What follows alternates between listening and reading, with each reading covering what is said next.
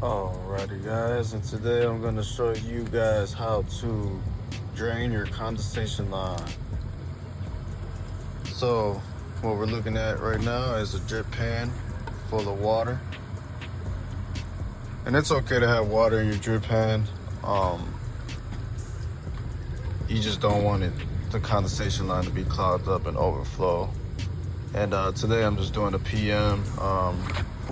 Person just wants to make sure that it's not doesn't get clogged up or anything like that, to prevent any overflow. So went ahead and just hooked up this gun to the nitrogen, blew the line, and that's a great way to just flush it out if you ever have your condensation clogged up.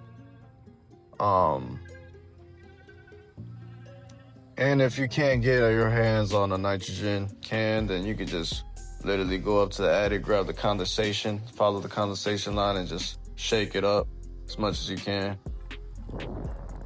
And we're just looking down there. We don't have any leak. Water's flowing good.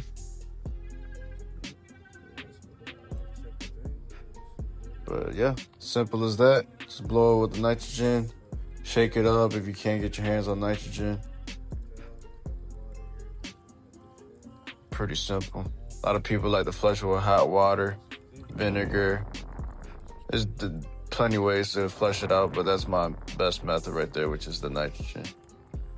That's it, guys. The Handyman out.